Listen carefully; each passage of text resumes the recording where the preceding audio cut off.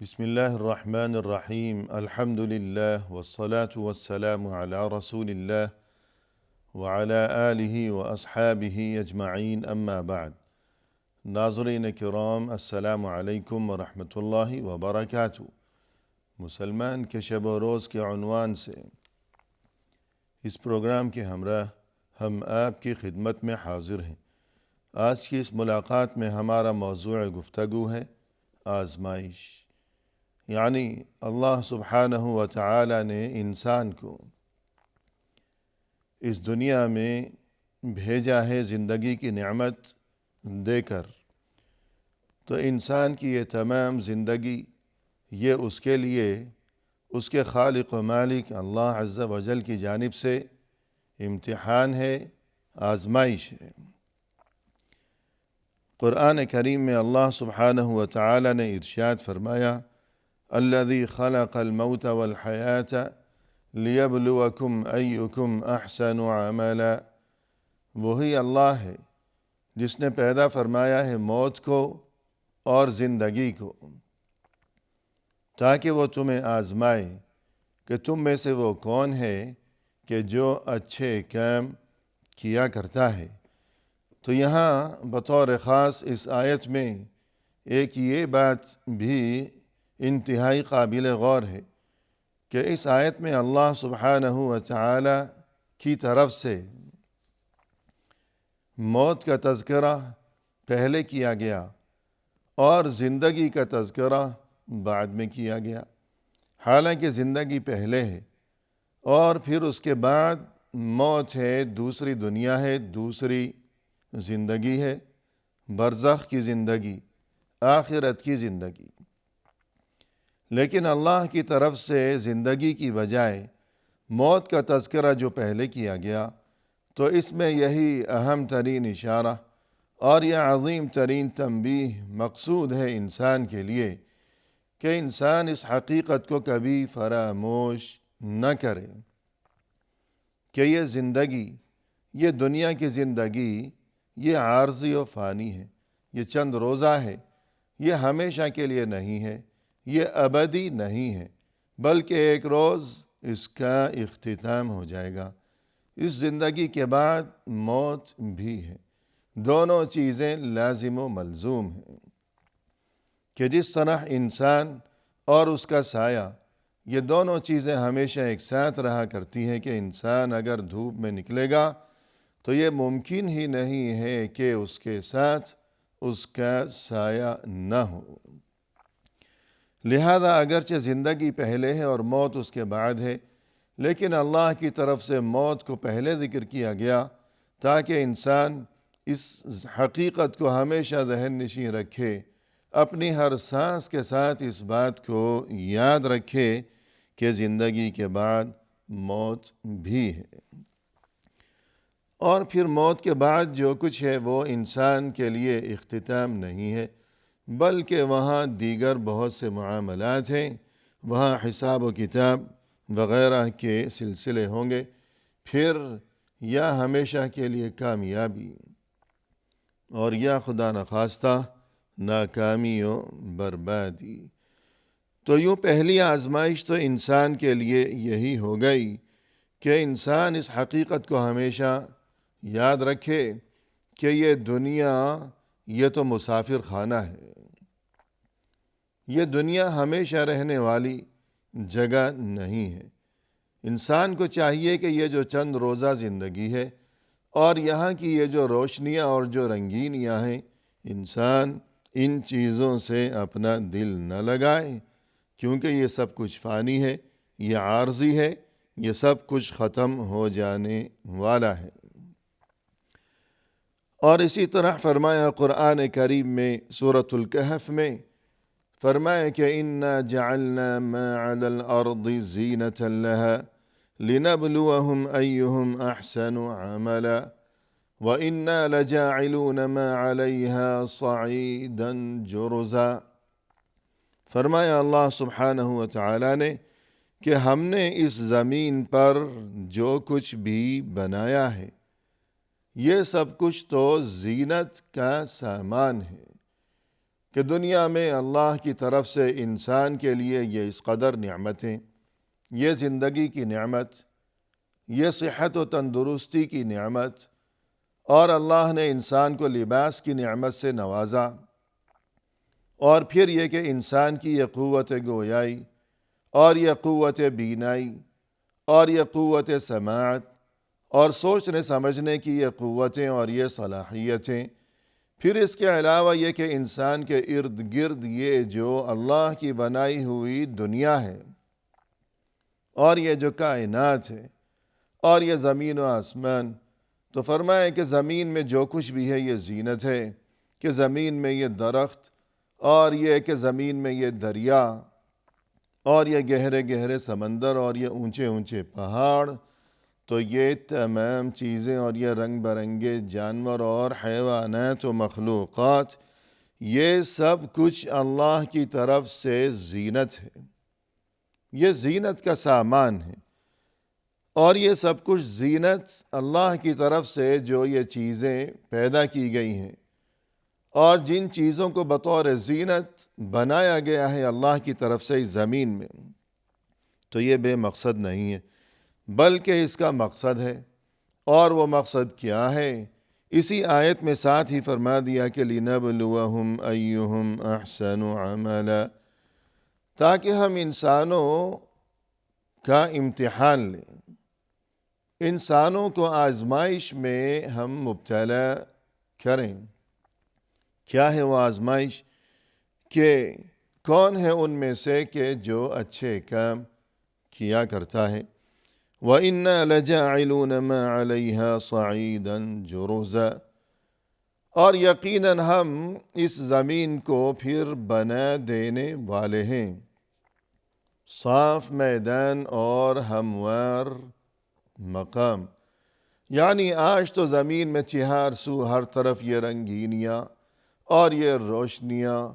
اور یہ حیوانات، یہ مخلوقات اور یہ درخت اور یہ لہلہاتی کھیتیاں اور یہ گہرے گہرے دریا اور یہ سمندر اور یہ اونچے اونچے پہاڑ، یہ سب کچھ زینت کے سامان آج اس زمین میں موجود ہے۔ لیکن ایک وقت ایسا بھی آنے والا ہے ضرور کہ یہ سب کچھ ختم ہو جائے گا اور زمین ہموار میدان بن جائے گی، سبھی کچھ صاف ہو جائے گا، ختم ہو جائے گا۔ تو اس سے یہ بتانا مقصود ہے کہ یہ سب کچھ ہمیشہ کے لیے نہیں ہے، یہ عارضی و فانی ہے، اور جب یہ سب کچھ فانی ہے تو پھر انسان کو یہ بات زیب نہیں دیتی کہ وہ اپنا دل لگائے ایسی چیزوں کے ساتھ کہ جو فانی ہیں، جو ختم ہو جانے والی ہیں۔ اور دوسرا پیغام اس میں یہ ہے کہ جب یہ سب کچھ ختم ہو جائے گا، یہ تمام تر زینت کے جتنے بھی سامان ہیں چہار سو بکھرے ہوئے اس روئے زمین پر، سبھی کچھ ختم ہو جائے گا۔ تو پھر انسان اس پیغام کو سمجھے کہ ایک روز خود انسان کی زندگی کا بھی خاتمہ ہو جائے گا، کہ آج انسان اپنی تمام تر شان و شوکت کے ساتھ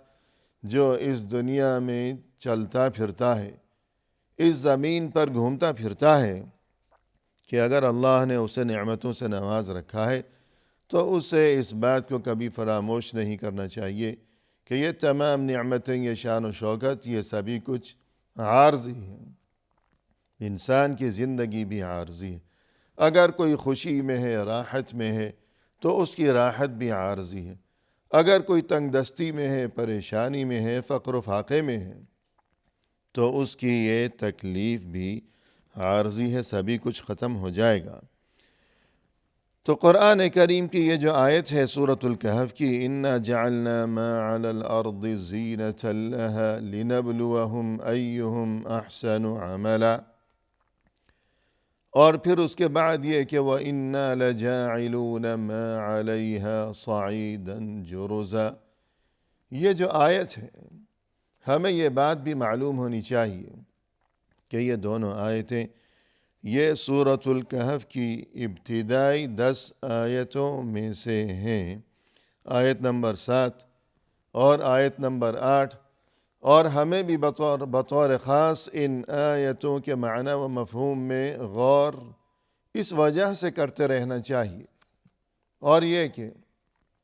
ان آیتوں کی تلاوت کی پابندی ہمیں اس وجہ سے بھی کرتے رہنا چاہیے۔ ایک تو اس وجہ سے تاکہ ہمیں سبق حاصل ہو کہ اس آیت میں اللہ کی طرف سے یہ پیغام دیا گیا ہے کہ زمین میں یہ تمام تر زینت اور یہ رونقیں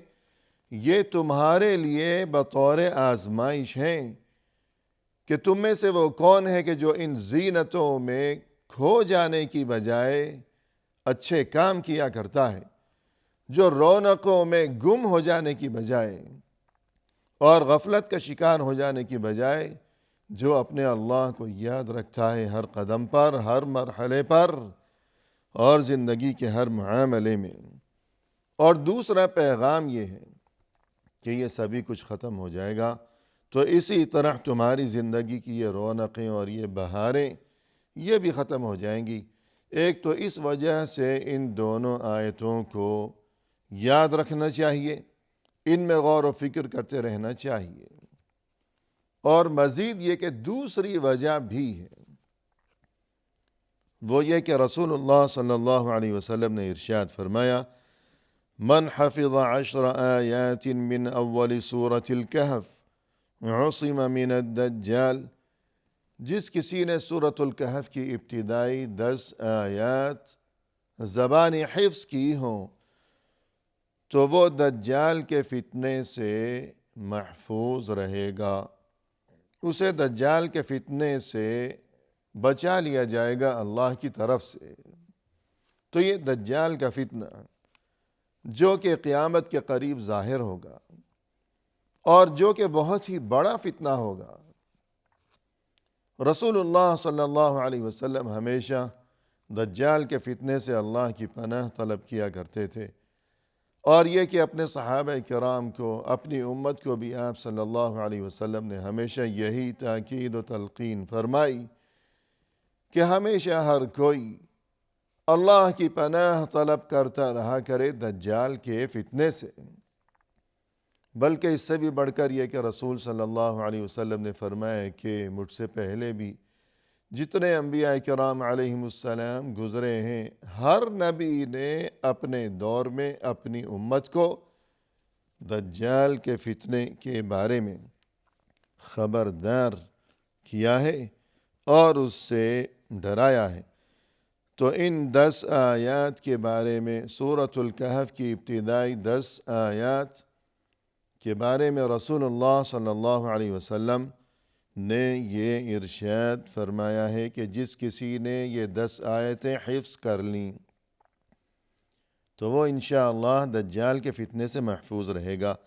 تو اس وجہ سے بھی ہمیں ان آیتوں کو پڑھتے رہنا چاہیے، یاد کرنا چاہیے، اور یہ کہ ان کے معنی و مفہوم میں بھی غور و فکر کرتے رہنا چاہیے۔ اور اس کے علاوہ فرمایا رسول اللہ صلی اللہ علیہ وسلم نے، من قرأ سورة الکہف فی یوم الجمعہ اضاء له من النور ما بین الجمعتین، فرمایا کہ جس کسی نے جمعے کے دن سورۃ الکہف پڑھی تو اس کے لیے دونوں جمعوں کے درمیان، یعنی آئندہ جمعے تک کے لیے ہفتے بھر مسلسل، اس کے لیے اللہ کی طرف سے ایک نور کا انتظام کیا جائے گا، اللہ کی طرف سے نور کا انتظام کیا جائے گا اس شخص کے لیے کہ جو جمعے کے دن سورۃ الکہف کی تلاوت کیا کرتا ہو، کہ ایک جمعے کے دن اس نے سورۃ الکہف کی تلاوت کی ہے، پھر آئندہ جمعے کے دن بھی اس نے اسی طرح سورۃ الکہف کی تلاوت کی ہے، تو دونوں جمعوں کے درمیان اس کے لیے اللہ کی طرف سے نور روشن کیا جاتا ہے۔ اور ظاہر ہے کہ جس کسی انسان کو اللہ کی طرف سے نور نصیب ہو جائے کہ اس کے دل میں نور، تو یہ کتنی بڑی نعمت ہے اور کس قدر خوش نصیبی ہے یہ کسی انسان کے لیے۔ الغرض سورۃ الکہف کی تلاوت یہ موجب اجر و ثواب ہے، باعث خیر و برکت ہے، اور یہ کہ دجال کے فتنے سے حفاظت کا ذریعہ ہے اور وسیلہ ہے۔ اور مزید یہ کہ ابتدائی یہ جو 10 آیات ہیں، انہی میں سے یہ 2 آیتیں بھی ہیں، آیت نمبر 7 اور 8، کہ جو ہمارا موضوع گفتگو بھی ہے، کہ ان دونوں آیتوں میں اللہ کی طرف سے انسان کو یہ پیغام دیا گیا ہے کہ زمین میں جو کچھ ہے یہ زینت ہے، اور یہ زینت، یہ رونق کیوں ہے؟ یہ تمہاری آزمائش کے لیے ہے، اور مزید یہ کہ یہ سب کچھ ایک دن یہ تمام رونقیں ختم ہو جائیں گی، تو اسی طرح تمہاری زندگی بھی ختم ہو جائے گی، اور یہ کہ تمہارے لیے یہ امتحان ہوگا کہ دنیا کی اس چند روزہ زندگی میں تم کیا کرتے رہے، اچھے کام یا برے کام۔ تو یہاں یہ بات بھی قابل غور ہے کہ اللہ کی طرف سے یہ جو آزمائش ہے کہ کون اچھے کام کرتا ہے اور کون غفلت کا شکار رہتا ہے، تو اس کی وجہ یہ ہے کہ اگرچہ اللہ کو یہ بات خوب معلوم ہے کہ وہ کون ہے کہ جو دنیا میں اچھے کام کرے گا، اور وہ کون ہے جو کہ برائی کے راستے پر چلے گا، یہ اللہ کو خوب معلوم ہے، انسان کی پیدائش سے بھی پہلے معلوم ہے۔ لیکن تاکہ ایک حجت قائم ہو جائے، انسان یہ نہ سوچے کہ مجھے بلا وجہ کیوں اللہ نے جہنم میں ڈال دیا، خدا نخواستہ یہ کیوں میری گرفت ہو گئی، تاکہ انسان خود دیکھ لے کہ میں دنیا میں کیا کرتا رہا، اچھے کام یا برے کام۔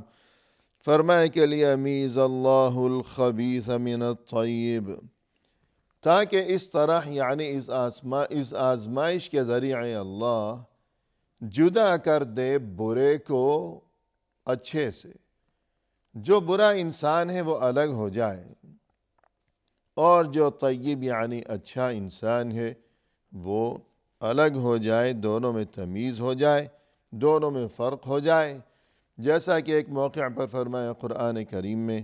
فَأَمَّا مَنْ طَغَى وَآثَرَ الْحَيَاةَ الدُّنْيَا فَإِنَّ الْجَحِيمَ هِيَ الْمَأْوَى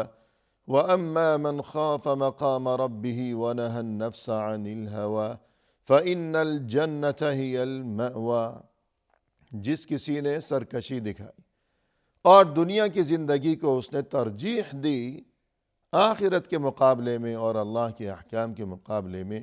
تو اس کا ٹھکانہ جہنم میں ہے۔ لیکن جو کوئی اس وقت کو یاد کرتا رہا کہ جس روز جس وقت وہ اللہ کے سامنے کھڑا ہوگا، حساب و کتاب دے گا، اور اس بات کو یاد رکھنے کی وجہ سے اس نے خود کو برائیوں سے روکے رکھا، تو یقیناً اس کا ٹھکانہ تو جنت میں ہوگا۔ وآخر دعوانا ان الحمد للہ رب العالمین۔